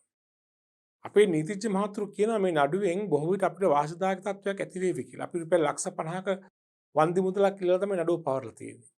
හැබැයි නඩුවේ තාම තීන්දුව ප්‍රකාශයටපත් වෙලා නැහැ. නමුත් අපේ නීතිඥ මහතුරු කියන අපිට 50,000ක හෝ ඊට කිට්ටු මුදලක් වන්දියක් වශයෙන් ලබා ගන්න පුළුවන් වේවි කියලා. නමුත් මෙතෙන්දී ඒක ආදායමක්සේ හඳුනා නොගත යුතුයි. මේ අවුරුද්දේ ආදායමක්සේ හඳුනා නොගත යුතුයි. ඉතින්දී වන්දි මුදල ලැබෙනකම් අපිට ඉන්න වෙනවා. නඩුවේ තීන්දුව ප්‍රකාශ වෙනකම් ඉන්න වෙනවා. අනාගත ආදායම් අනාගතේ ලැබීමට අපේක්ෂිත ලාභ අපි ආදායම්සේ හඳුනා නොගත යුතුයි. මොකද අපි ආදායමක්සේ හඳුනා ගත්තොත් මොකද වෙන්නේ? මේ අවුරුද්දේ ලාභය වැඩි වෙනවා. ආදායම උපයන කලින් අපි ලාභයක් වශයෙන් පෙන්වුවාම අයිතිකරුවන් එක ව්‍යාපාරයෙන් අපසු ගන්නවානේ. ඒත් ව්‍යාපාරයේ පැවැත්මට ඒක හානි කරයි. මේ ආරක්ෂණ සංකල්පයේ හරය නැත්නම් අරමුණ ව්‍යාපාරය ආරක්ෂා කර ගැනීමනේ. ව්‍යාපාරයේ පැවැත්ම ආරක්ෂා කර ගැනීම. ඒ නිසා ලාභ ගණනය කිරීමේදී උත්සුක වෙන්න ඕනේ. මූල ප්‍රකාශ මගින් ඉදිරිපත් කරන ලාභයේ අයිතිකරුවන් ඉවත් කරගත්තත් ව්‍යාපාරයේ ගමනට බාධාවක් නොවන ලාභයක් විය යුතුයි. නිසා ලාභය හැකිතාක් අඩුවෙන් තක්සේරු වෙන්නට ඕනේ. හිතාමතාම ලාභය කපලා දානව නෙමෙයි. නමුත් ලාභය ගණනය කිරීමේදී ප්‍රධාන සංරචකයන් දෙක ගන්නකොට ආදායම් වල පහළ පරාසය ගන්න ඕනේ. ආදායම් ඉපයූ ආදායම් විතරයි ගන්නට ඕනේ. අනාගත ආදායම් නොගත යුතුයි. නමුත් වියදම් ගැනීමේදී එහෙම නෙමෙයි. මේකයි මේක තියෙන විශේෂත්වය. වියදම් හඳුනා ගැනීමේදී කාලච්ඡේදයට අදාළව දරන ලද වියදම් මෙන්ම වර්තමාන ගනුදෙනු වල ප්‍රතිඵලයක් ලෙස අනාගතයේදී ඇතිවිය හැකි අලාභ සඳහාද වෙන් කිරීමක් කළ යුතුයි. තේරෙනවනේ? ආදායම් අපි අනාගත ආදායම් ගන්නෙ නැහැ. නමුත් වියදම් එහෙම නෙමෙයි. වියදම් ගන්නකොට වර්තමාන ගනුදෙනු නිසා ගනුදෙනු වල ප්‍රතිඵලයක් වශයෙන් අනාගතයේ වියදමක් ඇතිවීමේ ප්‍රවණතාවයක් තිබෙනවා නම් අනාගතයේ වගකීමක් ඇතිවීමේ ප්‍රවණතාවයක් තිබෙනවා නම් ඒක ඇති වෙනකම් ඉන්න එපා. ඒක සැලකිලිට ගන්න. ඒකයි මේ කියන්නේ. අපි ඒකනේ අඩමාන ණය සඳහා වෙන් කරන්නේ. අඩමාන ණය වෙන් කිරීම තවත් සංකල්ප වලට අනුකූලයි. ආරක්ෂණ සංකල්පයට ගොඩාක් අනුකූලයි. දැන් අඩමාන ණය වෙන් කරන වර්තමාන ණයගැතියන්ටනේ. එතකොට ණයගැතියන්ගේ අනාගතයේදී බොල් ණයක් ඇතිවීමේ ප්‍රවණතාවයක් තිබුණා වර්තමාන ගනුදෙනුක ප්‍රතිඵලයක් ණයගැතියෝ. ඒතර බොල් ණයක් ඇතිවීමේ ප්‍රවණතාවයක් තිබෙනවා නම් ඒක දැම්මම වියදමක් ලෙස හඳුනා ගන්නට ඕන. ලාභයෙන් අඩු කරන්න ඕන. අපේ සේවකයෙක් අපිට විරුද්ධව උසාවියේ නඩුවක් පවරලා තිබෙනවනම් වන්දියක් ඉල්ලලා නඩුවේ තීන්දුව තාම ප්‍රකාශයටපත් නොවුනත් අපේ නීතිඥ මහතුරු කියනවා අපිට මේ සේවකයට වන්දිය ගෙවන්න වෙයි කියලා. අනාගතයේ අපිට අලාභයක් ඇතිවීම ප්‍රවණතාවයක් තිබෙනවා නම් ඒක ඇති වෙන කලින්ම හඳුනා ගන්න ඕනේ. වියදමක් ලෙස හඳුනා ගන්නට ඕනේ. වන්දි සඳහා වෙන් කිරීමක් කරන්න ඕනේ. දැක්කද දැන්? නඩුව අපිට ආදායමක් සම්බන්ධ නඩුවක් නම් ඒ ආදායම නඩුවේ තීන්දුව ප්‍රකාශයට පත් වෙනකම් ඉන්න ඕනේ ආදායමක්සේ හඳුනා ගන්න. වියදමක් වගකීමක් සම්බන්ධ ඇති වෙන වගකීමක් නම් නඩු තීන්දුවක් නම් නඩුවක් නම් තීන්දුව ප්‍රකාශ වෙන කලින්ම අපි ඒ සඳහා පෙර සූදානම් වෙන්න ඕනේ. වන්දි සඳහා වෙන් කරන්න ඕනේ. ඒතර අපි අඩමාන ණය සඳහා වෙන් කිරීම කරන්නේ බොල්නය කපහැරීම් කරන්නේ. ඉතින් යා වන්දි සඳහා වෙන් කිරීම කරන්නේ. ෂය සඳහා වෙන් කිරීම කරන ෂය වෙන් කිරීම කරාමත් ලාභය අඩු වෙනවනේ. ලාභය අඩුවෙන් තක්සේරු වන ක්‍රම සහ විධි අනුගමනය කරනවා කියන්නේම ආරක්ෂණ සංකල්පයට අනුකූල වීමක්. යම්කිසි ක්‍රියාදාමයක් හේතුවෙන් ව්‍යාපාරයේ ලාභය අපිට අඩු කරලා පෙන්වන්න පුළුවන් නම් ඒක ආරක්ෂණ සංකල්පයට අනුකූලයි. ආරක්ෂණ සංකල්පයෙන් බලාපොරොත්තු වෙන්නේ ඒක තමයි. පැහැදිලිද දැන් කියන දේ? ඒ කියන්නේ තවත් සරලව කිව්වොත්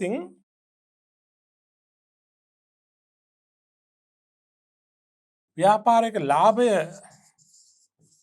කියන්නේ ආදායම ඍණ වියදම නේද?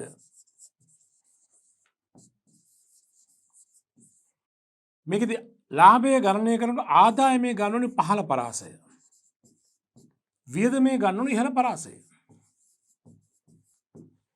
ආදායමක් කාලච්ඡේද තුළ ඉපයු ප්‍රමාණය විතරමයි ගන්න ඕනේ. අනාගත ආදායම අනාගත ලැබෙන තියෙන ලාභ කිසිවක් නොගත යුතුයි.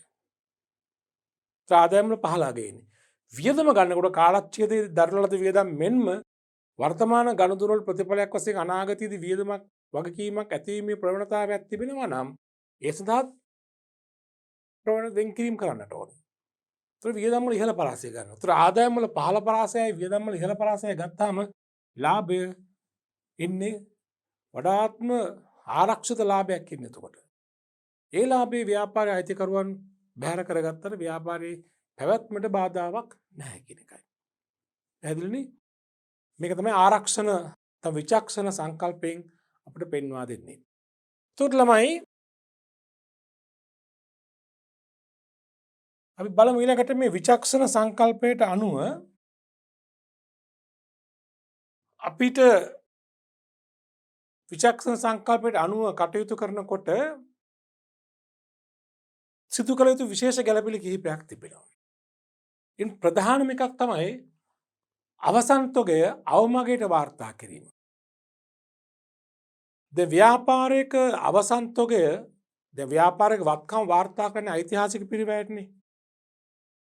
නමුත් ගිණුම් වර්ෂයේ අවසානයේදී අවසන් තොගය ඓතිහාසික පිරිවැයට තමයි පොත්වල තියෙන්නේ.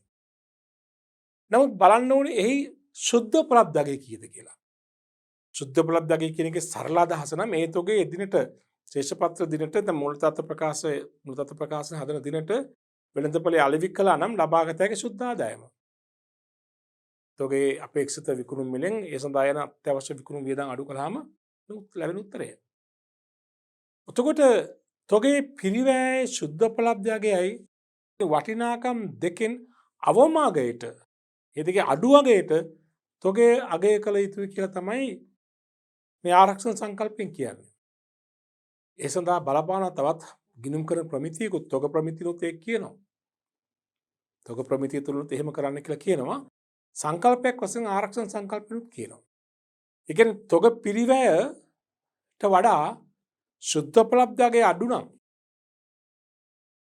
ඒතර දැන් පාඩුවක් පැහැදිලි වෙලා තියෙනවනේ. ඒක පොත් වලින් කපා හරින්න කියලා කියන්නේ. තේරුණාද?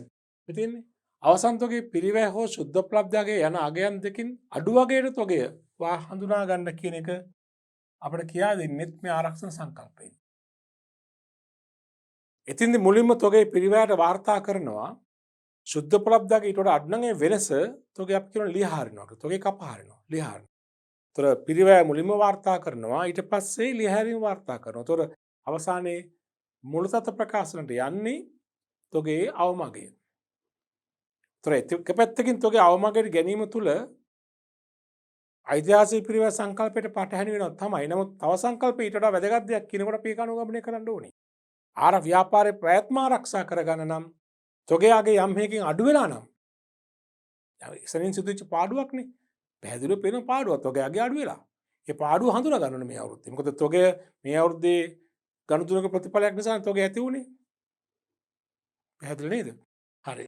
දැන් මේ බලන්න නිදසුනක් වශයෙන් බලන්න මේ තියෙන දේ සීමිත බීටා සමාගම 2021 මාර්තු 31 දිනට තොග පිරිවැය රුපියල් ලක්ෂයක් කියලා කියනවා. නමුත් මේ තොගේ සුද්ධ උපලබ්ධගේ 95,000. තොගේ ගිණුම්ගත කිරීමට අදාළ සටහන් පෙන්වන්න. දැන් මෙතින්දී පිරිවැයට වඩා සුද්ධ උපලබ්ධගේ අඩුයිනේ. එහෙනම් අපිට මුලින්ම සිදු වෙනවා තොගේ අගේ අඩු වෙච්ච ප්‍රමාණය හඳුනා ගන්න. ඒ කියන්නේ ලිය හැරීම. ඒක ගන්න මෙහෙමයි. තොග පිරිවැය දැන් ලක්ෂයයි අඩු කළා තොග සුද්ධ උපලබ්ධ අගය. இது 95. ඒකෙන් තොගයගේ වර්තමාන වෙළඳපළගේ අඩු වෙලානේ. මම තොගෙන් පැහැදිලිව පේන දින පාඩුවක් කීයද? 5000. දැන් මේ 5000 ලියහරන එකට අපි කියන තොග ලියහැරීම කියලා. එතකොට තොග කපහැරීම. තොග ලියහැරීම නැත්නම් කපහැරීම රයිට් ඔෆ් කියන එක 5000. දැන් මෙහෙමයි මේක ගිණුම් තබන්නේ. මුලින්ම අවසන් තොගේ පිරිවැය වාර්තා කරන්න ඕනේ. පිරිවැය කොහොමද වාර්තා කරන්නේ? මීට කලිනුත් අපි ඉගෙන ගත්ත ගැලපුම් සටහන් පාඩමේදී නේද? ගැලපුම් සංකල්පයේදී. අවසන් තොග ගිණුම හර වෙළඳ ගිණුම බැර නැත්නම් විකුණුම් පිරිවැය ගිණුම බැර. නේද? අවසන් තොගේ පිරිවැය. ලක්ෂයක් තියෙනවනේ. ජේරල් සටහන් නැහනේ. ජේරල් මෙහෙම ලියන ඉස්සලාම තොගේ පිරිවැය අවසන් තොග ගිණුම ජේරල් මේක හර මේක බැරනේ. හර කරනවා ලක්ෂයක් වෙළඳ ගිණුම බැර. ලක්ෂයක්. සංලක්ෂය ලියනවා තොග පිරිවැය අවසන් තොගේ පිරිවැය ඉතිරි තොගේ පිරිවැය වාර්තා කිරීම. ඉතිරි තොගේ පිරිවැය වාර්තා කිරීම. ඔන්න පිරිවැය වාර්තා කළා. දෙක අපි දකිනවා දැන් පිරිවැයට සාපේක්ෂව සුද්ධ උපලබ්ධගේ අඩුයි. කීයකින්ද? 5000 කරුයි 5000 නම් තොගෙන් දැන් කපහරින්න ඕනේ. කපහැරියාම ඉස්සරහන මේකයි තොග ලියහැරීමේ ගිණුම හර නැත්නම් තොග කපහැරීමේ ගිණුම හර තොග ගිණුම බැර. දෙවන සටහන තොග ලියා හැරීම ගිණුම හර වෙනවා 5000 තොග ගිණුම අවසන් තොග ගිණුම බැර. දැන් තොග ගිණුම බැර 5000 සංලක්ෂය තොග ලියා හැරීම වාර්තා කිරීම. මං කෙටි ලියුවේ නැත්නම් තොග සුද්ධ උපලබ්ධකේ දක්වා ලියහැරීම. එහෙම ලියන්න පුළුවන්. හරිනේ? දැන් ඔය ජර්නල් එක ඊට පස්සේ මේක ලෙජර් ගිණුම් වල අපි වාර්තා කරනවා නම් මෙහෙමයි වාර්තා කරන්නේ තොග ගිණුම තියෙනවා වෙළඳ ගිණුම තියෙනවා නැත්නම් විකුණුම් පිරිවැය ගිණුම තොග ලියහැරීම ගිණුම. තොගේ පිරිවැය කීයද ආවේ? ලක්ෂයයි. අපි ඉස්සෙල්ලාම ලක්ෂය වාර්තා කරනවා මෙහෙම. තොග ගිණුම හර කරනවා ලක්ෂයක්. අවසන් තොග ගිණුම තොග ගිණුම හර ලක්ෂයක් වෙළඳ ගිණුම කියලා. හර වෙළඳ ගිණුම බැර ලක්ෂයක්. තොග කියලා. දැන් මේක බැර කරනවා දැන් විකුණුම් පිරිවැය ගිණුම තිබ්බනම් කිරීම බැර කරනවා වෙළඳ ගිණුම තිබ්බනම් බැර වෙනුවට හර පැත්තෙන් අඩු කරලා තමයි පෙන්වන්නේ. දෙකෙන් ප්‍රතිඵල එකයි. මොන තොග පිරිවැය වාර්තා කළා. නෝ සුද්ධ උපලබ්ධගේ 95000 නේ. 5000කින් ලියහරින්න ඕනේ. ලියහරින ප්‍රමාණය තොග ලියහැරීමේ ගිණුම හර 5000 මේ වියදම් ගිණුමක් තොග කියලා තොග ගිණුම බැර කරනවා. 5000ක් තොග ලියහැරීම කියලා. තොග කපහැරීම කිව්වත් හරියා. හරිද? දැන් මේ ගිණුම් වල ප්‍රතිඵල මෙහෙමයි. දැන් තොග ගිණුම වත්කම් ගිණුමක් මේක තුලනය කරන්නට ඕනේ. මේක මූල තත්ත්ව ප්‍රකාශනට යා යුතුයි. ඒතර ලක්ෂයක් තියෙනවා පිරිවැය. ලක්ෂයෙන් 5000 අඩු වුණාම කපහැරියානේ. දැන් මූල තත්ත්ව ප්‍රකාශනට යන්නේ කීයද? 95000. මේ 95000 කියන්නේ තොගේ සුද්ධ උපලබ්ධගේ අවමගය. ඒතර දැන් තියෙන්නේ මේ අවමගයනේ. ඒ කිව්වනේ වත්කම් සහ ආදායම් අධිතක්සේරුවක් නොකළ යුතුයි. දැන් මේක ලියහැරීම වාර්තා නොකළා නම් තොගේ තියෙන්නේ ලක්ෂයකට. නමුත් සත්‍ය වටිනාකම දැන් 95000 වෙලා. ඒක අධිතක්සේරුවක් තියෙනවනේ ඒතකොට. අතර ආරක්ෂණ සංකල්පයේ කියනනේ වත්කම් සහ ආදායම් අධිතක්සේරුවක් නොකළ යුතුයි. වියදම් සහ වගකීම් අවතක්සේරුවක් නොකළ යුතුයි. දැන් උතර අපි මේක මූල තත්ත්ව ප්‍රකාශනට දැන් තොග එක දාන කීයද 95000. ඒ කියන්නේ ආරක්ෂණ සංකල්පයට අනුකූලව තියෙනනේ. ඊළඟට විකුණුම් පිරිවැය ගිණුම මේක ආදායම් ප්‍රකාශනට යන්නේ. ඔහොම තිබ්බත් කමක් නැහැ. තොග ලියහැරීමේ ගිණුම මේකත් ආදායම් ප්‍රකාශනට යන්නේ.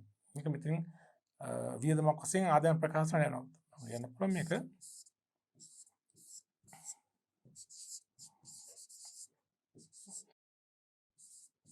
මේ 5000 මෙතන පෙරණ ආදායම් ප්‍රකාශනය කියලා. මේක වියදමක් වශයෙන් ආදායම් ප්‍රකාශනය වෙනත් වියදම් වලට දාන්න ඕනේ. එතන බැලලා ආදායම් ප්‍රකාශනයට යායුතුයි මේ 5000 වෙනත් වියදමක් වශයෙන්. මෙතින් මුල ප්‍රකාශ උද්දෘත වෙන්නේ අහන තුන්වෙනි කොටස. ආදායම් ප්‍රකාශ වෙනත් වියදම් වලට දානවා. තොගලිය හැරීම 5000. මුලදත්ත ප්‍රකාශන ජංගවත්කම් වල දානවා. තොගේ වටිනාකම කීයද? 95000යි. අන්ත ජංගවත්කම් වල දානවා. අවසන් තොගය ඉතිරි තොගය 95000යි.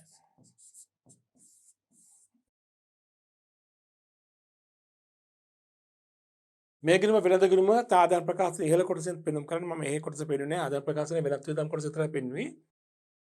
දර ලාභ වෙනකොට තමයි මේක අඩු කරන්නේ. රයිට්. එතකොට දැන් බලන්න මට පෙන්වුම් කරන්න ඕකම තියෙන මේකයි. දැන් බලන්න මෙහෙම කළාම තොගේ පිරිවැසට සුද්ධ ප්‍රත්‍යය දක්වා කපහැරියාම වාර්තා කළාම දැන් මේ මූල ප්‍රකාශ තිබෙන්නේ ආරක්ෂණ සංකල්පයට අනුකූලව. අනාගතයේදී සිදුවිය හැකි අපේක්ෂා කරන වියදමක් අපි දැන් ආදායම් ප්‍රකාශයට හර කළා. ආදායම් ප්‍රකාශනයට දැම්ම කියන්නේ දැන් ලාභය මේක අඩු වෙනවනේ නේද? වියදමක් වැඩි වුණා කියන්නේ ලාභය අඩු වෙනවනේ. නැත්නම් ලාභය අඩු කරලා තියෙනවා.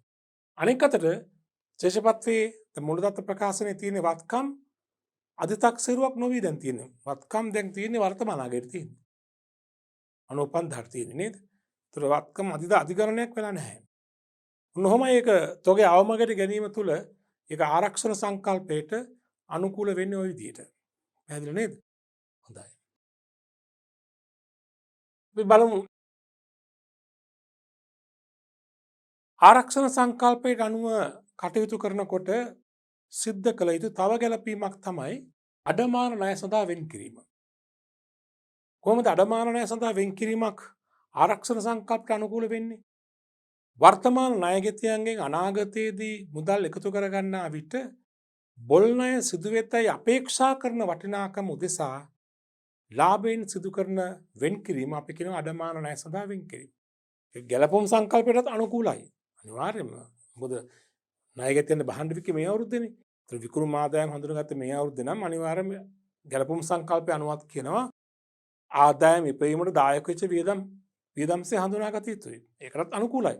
අනිත් පැත්තෙන් අඩමාන ණය වෙන් කිරීම ආරක්ෂණ සංකල්පයටත් අනුකූලයි. මම කියන්නේ ලාභය අඩු කර පෙන්වන ඕනෑම දෙයක් ආරක්ෂණ සංකල්පයට අනුකූලයි.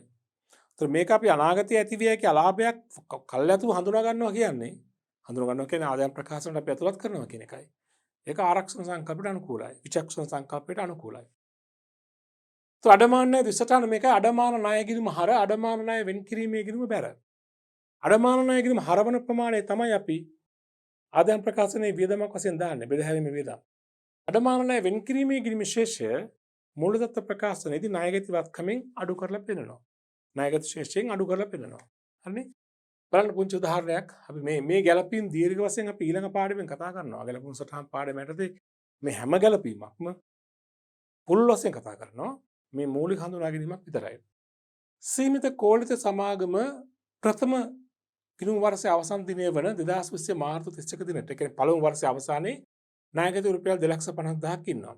මෙම ණයගැතියන් සඳහා 5% අඩමාන ණය වෙන් කිරීමක් කළ යුතුයි කියලා ඒගොල්ලෝ නිගමනය කරලා තියෙනවා. යත ගැළපීම් සඳහා අදාළ ලෙචර ගිණුම් සහ මූල ප්‍රකාශ උද්දෘතයන් පෙන්වන්න. ඒතර ණයගැතු ඉන්නවා 2,50,000ක් නේද? ණයගැතු 2,50,000ක් ඉන්නවා නම් මේක හිතනවා මේ 2,50,000න් අනාගතයේදී මුදල් එකතු කර ගන්නා විට කොච්චරද මුල් ණය වේග හිතන්නේ 5%ක්. ප්‍රතිශතයක් වශයෙන් කියනවා 5%ක්. ඒතර 5% කියන්නේ කීයද? 10ක් නම් 5000 භාගයක්නේ 12500 නේ. අනාගතයේදී මේ තියෙන අඩමාන ණය ප්‍රමාණය 2,50,000ට 5%ක් 12500ක් අඩමානයි. මේ 2,50,000ක ණයගැතියන්ගෙන් 12500ක් අඩමානයි. මීට කලින් අඩමාන ණය වෙන් කිරීමේ විශේෂයක් නැහැ. මොකද මේ ප්‍රථම වර්ෂයේ මේ මුල් වතාවට වෙන් කරන්නේ. ඒතර 12500ක් අඩමාන ණය වශයෙන් වෙන් කරන්න ඕනේ. මේක එක පැත්තකින් ගැළපුම් සංකල්පයට අනුකූලයි. අනෙක් අතින් ආරක්ෂණ සංකල්පයට අනුකූලයි. 12500 අඩමාන ණය වෙන් කිරීම කොහොමද දිසටහන වෙන්නේ? අඩමාන ණය ගිණුම හර 12500යි අඩමාන ණය වෙන් කිරීමේ ගිණුම බැර. අඩමාන ණය වෙන් කිරීමේ ගිණුම බැර කරන 12500ක් අඩමාන ණය කියලා. අඩමාන ණය ගිණුම හර අඩමාන ණය වෙන් කිරීමේ ගිණුම බැර. අඩමාන ණය කියන්නේ වියදම් ගිණුමක්. මේක අවසානයේදී ආදායම් ප්‍රකාශනයට මාරු කරන්න ඕනේ. 12500 මූල්‍ය ප්‍රකාශනයක් වන ආදායම් ප්‍රකාශනයට මාරු කරන්න ඕනේ. මේ PAVM සටහන මේ දාන්නේ. එතන බැර 12500ක් ආදායම් ප්‍රකාශනය කියලා. ආදායම් ප්‍රකාශනයට දාන්න වියදමක් වශයෙන් බෙදාහැරීමේ වියදම් වල අඩමාන ණය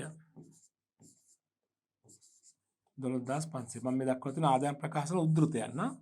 ඒ කියන්නේ මේ ගැළපීම විතරක් පෙන්වන කොටස. ආදායම් ප්‍රකාශන දෙක. ආදායම් ප්‍රකාශනයේ මූල තත්ත්ව ප්‍රකාශනය. මූල ප්‍රකාශන උද්දෘතයන්. එකක් ආදායම් ප්‍රකාශන අනික මූල තත්ත්ව ප්‍රකාශනය. ඒතර අඩමාන ණය ගිණුමෙන් ආපු ශේෂය අඩමාන ණය ගිණුම බැර කරලා ආදායම් ප්‍රකාශනය නැත්තම් එතන හර කරනවා කියන්නේ වියදමක් වශයෙන් දානවා. ඊට පස්සේ අඩමාන ණය වෙන් කිරීමේ ගිණුම මේක මූල තත්ත්ව ප්‍රකාශනයට යා යුතු ගිණුමක්. මේක වත්කම් ගිණුමක්, ඍණ වත්කම් ගිණුමක්. මේක ශේෂ මූල තත්ත්ව ප්‍රකාශනයේදී ණයගැතියන්ගෙන් අඩු කරලා පෙන්වන්න ඕනේ. 12500ක් තියෙනවා. පහළට ගෙන ශේෂය 12500යි. ඉදිරියට ගෙනෙන ශේෂය 12500යි. මේක ශේෂ මූල තත්ත්ව ප්‍රකාශනයේදී ණයගැති ශේෂය ලියලා මුලින්ම ජංගවත්කම් වල එකෙන් අඩු කරලා පෙන්වන්න ඕනේ. ඒත් අපි දානවා මෙව ජංගවත්කම් වල ණයගැතියෝ ණයගැතිය කීයක් හිටියද? ණයගැතිය 2,50,000ක් නේ. දිනු අඩු කළා. අඩමාන ණය වෙන් කිරීම 12500ක්. දැන් මේකෙ මෙහෙම අඩු කරලා බලනවා අනිත් 2,50,000න් 12500ක් අඩු කළාම මොන සුද්ධ ණයගැතියක වටිනාකම එනවා. 2,37,500. ඒ කියන්නේ 2,50,000ක ණයගැතියෝ හිටියට අපි අපේක්ෂා කරන 12,500ක් අපිට ලබා ගන්න බැරි වෙයි කියලා. අපි ණයගැතියන්ගේ ලැබේක හිතන වටිනාකම 2,37,500. දැන් මේ තුලින් උත්තර බලන්න වත්කම් අධිතක්සේරුවක් උනේ නෑනේ. දැන් 2,50,000ක අඩමාන ණය වෙන්න කරලා මොකද වෙන්නේ? 2,50,000ක ණයගැතියෝ කියලා පෙන්වන ශේෂ පත්‍රයේ මුළු තත්ත්ව ප්‍රකාශනයේ. උතොර නමුත් ඇත්ත වටිනාකම එන්නේ මෙච්චරනේ. 2,37,500. તો දැන් එහෙම වුණොත් ආරක්ෂණ සංකල්පයට පටහැනි. වත්කම් අධිගණනය වෙලා. ඒ වගේම අපි මේ අඩමාන ණය කියලා ආදායම් ප්‍රකාශනයට හර නොකළා නම් ලාභය වැඩියෙන් එනවා. වියදමක් එන්න අඩු වෙන උතෝර. ඒත් ආරක්ෂණ සංකල්පයට පටහැනි. නමුත් අඩමාන ණය වෙන් කිරීම නිසා එක පැත්තකින් ලාභය දැන් අඩු වෙනවා. ලාභයට වඩා හිතකරයි. ආරක්ෂාකාරී. අනිත් පැත්තෙන් වත්කම් අධිගණනය වීම වැළැක්වුවා. ආදායම් ලාභය අධිතක්සේරුවෙන් වැළැක්වුවා. වත්කම් අධිගණනය වීමත් වැළැක්වුවා නේ. ඒක ආරක්ෂණ සංකල්පයට අනුකූල වෙලා තියෙන ආකාරයට. හොඳයි. බලමු ආරක්ෂණ සංකල්පයට අනුව යනකොට සිදු කළ යුතු තව ගැළපීමක් තමයි ෂය. ෂය වීම කියන එක ගැළපුම් සංකල්පයටත් අපි ඉගෙන ගත්තා මීට කලින්. ප්‍රධාන අනුකූලතාවයක් දක්වනවා. මොකද ව්‍යාපාරයේ ආදායම් ඉපීමේ ක්‍රියාදාමයට ස්ථාවරවත්කම් දායක වෙලා තියෙනවා. ඒ වයින් කොටසක් අනිවාර්යයෙන්ම වසරේ වියදමක්සේ හඳුනා ගත යුතුයි. ඒ වගේම මේක ආරක්ෂණ සංකල්පයට අනුකූලයි. ෂය වෙන් කිරීමක් ලාභයෙන් කරනකොට ලාභය මොකද වෙන්නේ තව අඩු වෙනවනේ. අනික ෂය වෙන් කරන ප්‍රමාණය අපි මූල තත්ත්ව ප්‍රකාශනයේදී වත්කමෙන් අඩු කරලා පෙන්නනවා. යන වත්කම් අධිතක්සේරු වීම, අධිගණනය වීම වැළකෙනවා. මොකද අපේ අරමුණ වත්කම් ආදායම් අධිගණනය වීම වැළැක්වීම, වියදම් වගකීම් ගුණගණනය වීම වැළැක්වීම නේද? ඒතර මෙතනදී කාලච්ඡේදයේ ආදායම් ප්‍රකාශනයේ හදනකොට මූල ප්‍රකාශන හදනකොට ඒ වත්කම් වලට ෂය වීම වශයෙන් යම්කිසි වටිනාකමක් හඳුනා ගන්න ඕනේ. ෂය පාඩමෙන් අපි ඉගෙන ගමු ෂය ගණනය කරන ආකාරයන්. සරල මාර්ග ක්‍රමයට, හීනවන ශේෂ ක්‍රමයට ෂය ගණනය කරන ආකාරය අපි මේ පාඩමෙන් ඉගෙන ගමු. ඒ ෂය ඉලක්කම දිස්සටහන් තමයි මෙහෙමයි. ෂය ගිණුම හර සමුච්චිත ෂය ගිණුම බැර. නැත්නම් ෂය වෙන් කිරීමේ ගිණුම බැර. ෂය ගිණුම හර ඒක වියදම් ගිණුමක්. සමුච්චිත ෂය ගිණුම වත්කම් ගිණුමක්. ඍණ වත්කම් ගිණුම. වත්කමෙන් අඩු කර පෙන්වන ගිණුමක්. නැත්නම් ෂය වෙන් කිරීමේ ගිණුම කියලා කාලාන්තරයක් තිස්සේ භාවිතයේ තිබිච්ච ගිණුම නම සමුච්චිත ෂය ගිණුම කියලා වර්තමානයේ භාවිතා කරනවා. දෙකම හරි. එතකොට උදාහරණයක් බලන්න සීමිත ආසිරි සමාගම 2024 එක දින රුපියල් ලක්ෂ 5කට මෝටර් රථයක් මිලදීගෙන තිබෙනවා. මෙම මෝටර් රථය සරල මාර්ග ක්‍රමයට අනුව වසරකට 10%ක් බැගින් ඡය කළ යුතුයි. 2021 මාර්තු 31 දිනෙන් අවසන් වසර සඳහා ඡය වාර්තා කිරීමට අදාළ ලෙජර ගිණුම් හා මූල්‍ය ප්‍රකාශ උද්ෘතයන් පෙන්වන්න. මේ ප්‍රථම ගිණුම් වර්ෂය 2020 අප්‍රේල් 1 තමයි ගිණුම් වර්ෂය පටන් ගන්නෙ. 2021 මාර්තු 31 දිනෙන් අවසන් වර්ෂය. බලමු රථ ඡය වීම කීයද කියලා. රථ ඡය වෙන්නට ඕනි. රථේ පිරිවැය ලක්ෂ 5යිනේ. ලක්ෂ 5 රථේ පිරිවැය ඡය කරන තියෙන අවුරුද්දකට 10%ක්. ලක්ෂ 5ට 10%ක් කියන්නේ කී දෙනෙක්? 50000යි. මේ රථය වෙනුවෙන් මේ අවුරුද්දේ 50000ක් ඡය වීම වශයෙන් හඳුනා ගන්නට ඕනේ. එම ඡය ප්‍රමාණය ගිණුම්ගත කිරීමට අවශ්‍ය ලෙජර් ගිණුම් සහ මූල්‍ය ප්‍රකාශ උද්ෘතයන් අපෙන් අහන්නේ. ලෙජර් ගිණුම් වශයෙන් එන්න ඕන රථ ඡය ගිණුමයි රථ සමුච්චිත ඡය ගිණුමයි. අර 50000 දෙසටහන් තබන්නේ කොහමද? රථ ඡය ගිණුම හර 50000ක් සමුච්චිත ඡය කියලා. සමුච්චිත ඡය ගිණුම බැර රථ ඡය කියලා 50000ක්. රථ ඡය ගිණුම හර රථ සමුච්චිත ඡය ගිණුම බැර. ඊට පස්සේ මේ ගිණුම් දෙක මූල්‍ය ප්‍රකාශන වලට යා යුතුයි. මූල්‍ය ප්‍රකාශ වල ආදායම් ප්‍රකාශන එනවා වියදමක් වශයෙන් බෙදහැරීමේ වියදම්. මූලතත්ත්ව ප්‍රකාශ එනවා ජංගම නොවන වත්කම්. හරිනේ? මේ උද්ෘතයන් මේ දක්වලා තියෙන්නේ. එතකොට රථ ඡය ගිණුම වියදම් ගිණුමක් මේක ආදායම් ප්‍රකාශනට මාරු කරන්න. අවුරුද්ද අවසානයේ. පියවීමේ සටහනක් මගින් මාරු කරනවා. මේ 50000 අපි ආදායම් ප්‍රකාශනට දාන්නට ඕනේ. නින ආදායම් ප්‍රකාශනය කියලා මෙතන බැරනේ. ආදායම් ප්‍රකාශනට යා යුතුයි. ඒක බෙදහැරීමේ වියදම් වලට එන්නේ රථ ඡය කියලා. කීයද? 50000යි.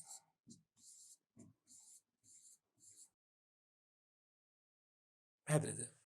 ඊට පස්සේ රථ සමුච්චිත ඡය ගිණුම නැත්නම් ඡය වෙන් කිරීමේ ගිණුම මේක තුලනය කරන්න ඕන. මොකද මේක මූලතත්ත්ව ප්‍රකාශ වල යායුතු ගිණුම මේක වත්කම් ගිණුමක්, ඍණ වත්කම් ගිණුමක්. 50000ක් තියෙනවා. මීට කලින් ඡය වෙන් කිරීමක් නැති නිසා මේ වසරේ ඡය පමණයි එන්නේ. අරට ගෙනා ශේෂය 50000යි. ඉදිරියට ගෙනා ශේෂය 50000යි.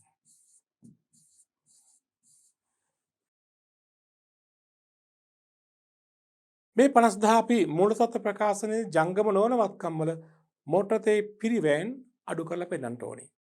මෙහෙමයි ඒක පෙන්වන්නේ. ජංගම නොවන වත්කම් එක අපි උද්දෘතයක් නිසා මේ විදිහට පෙන්නමු. මෝටර රථ වත්කම් වෙනවා මෝටර රථ. කීයද පිරිවැය ලක්ෂ 5යි තිබුණා නේද? මේක අපි අඩු කරලා පෙන්නන්න ඕන. අඩු කළා සමුච්චිත ඡය. සමුච්චිත කියන්නේ එකතු කියන එක. එකතු ඡය. සමුච්චිත ඡය වෙන් කිරීම කීයක් තිබ්බද? මේ පළවෙනි අවුරුදු නිසා එකයි තිබුණේ. 50000යි නේද? ඒක අපි අඩු කරලා පෙන්නමු. 50000ක් අඩු කළාම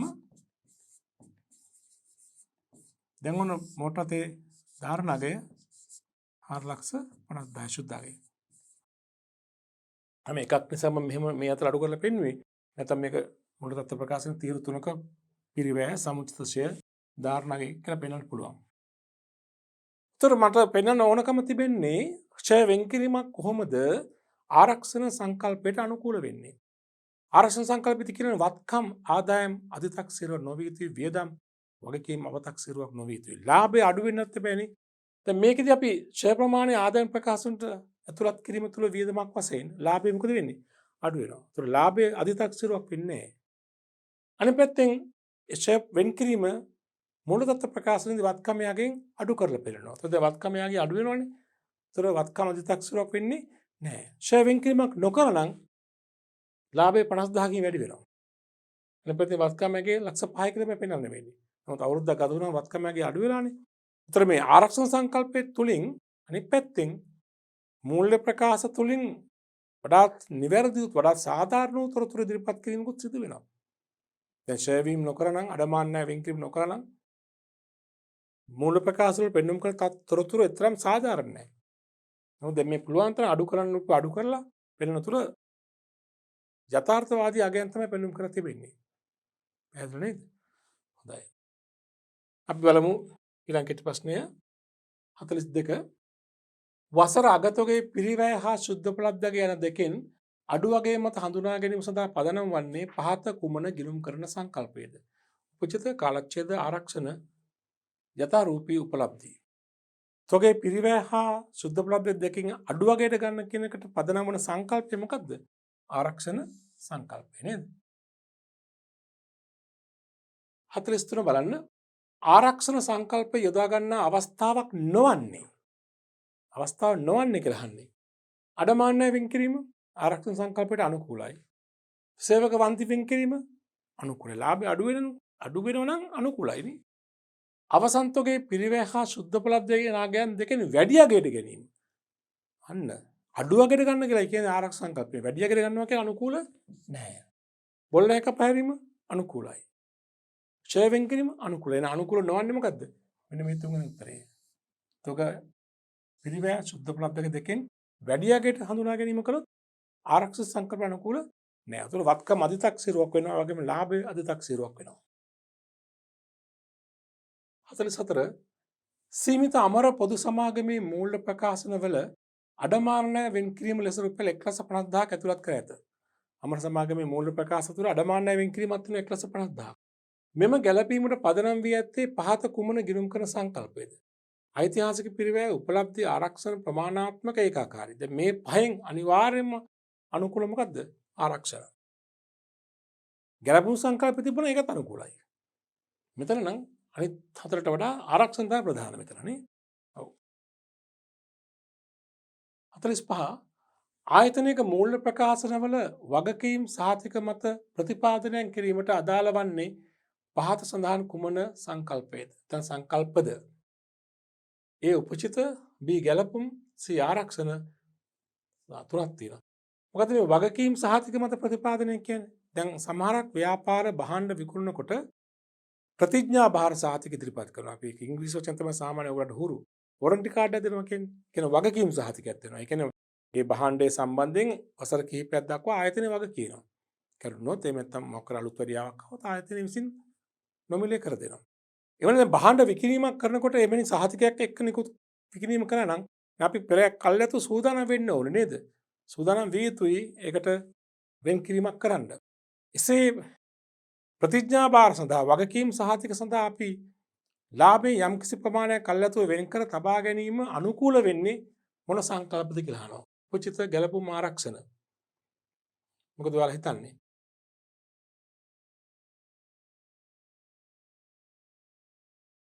උපචිත සංකල්පය එකට අදාළ වෙනවද? නෑ. උපචිත සංකල්පයෙන් අපිට කියන්නේ ආදායම් වියදම් මුදල් පදනමනේ උපචිත පදනම ගන්න කියන එකනේ. ගැළපුම් සංකල්පය? ඔව්. ගැළපුම් සංකල්ප කියන ආදායම ඉපයීමට දායක වූ වියදම් හඳුනා ගන්න කියන එක. ඒතර ඔය වගකීම් සාතික සඳහා වෙන් කිරීම කරන ගනුදෙනුවට අදාළ භාණ්ඩ විකිණීම කලේ මේ අවුරුද්දේනේ. මේ අවුරුද්දේ විකුණු භාණ්ඩ වලට අදාළ වියදමක් අනාගතයේ ඇති වෙන්න තියෙනවානේ. ඒ කල්යතු හඳුනා ගැනීම ගැළපුම් සංකල්පයට අනුකූලයි. ආරක්ෂණ අනාගතයේ ඇතිවිය හැකි අලාභයක් සඳහා කල්යතු වෙන් කිරීමක් කිරීම ආරක්ෂණ සංකල්පයට අනුකූලයි. එහෙනම් B අනුකූලයි C අනුකූලයි. හරි උත්තරේ අංක 4 B හා C. B හා C. 46 වසර අගතොගේ පිරිවැය හා ශුද්ධ උපලබ්ධයගේ යන දෙකෙන් අඩු වගේ මත හඳුනා ගැනීමට සඳහා පදනම් වන්නේ කුමන ගිණුම් කරන සංකල්පද? අපි දැන් අවස්ථා කිහිපයකින් කතා කළා. උත්තරේ මොකද්ද? ආරක්ෂණ සංකල්ප. 47 අපේක්ෂිත පාඩුවක් එසැනින්ම හඳුනා ගැනීමට පදනම් වන ගිණුම් කරන සංකල්පය සඳහන් කරනවා. අපේක්ෂිත පාඩුව කියන්නේ අනාගතයේ ඇතිවිය හැකි පාඩුවක් කල්යතු හඳුනා ගැනීමට පදනම් වන සංකල්පය මොකද්ද? ආරක්ෂණ සංකල්පය.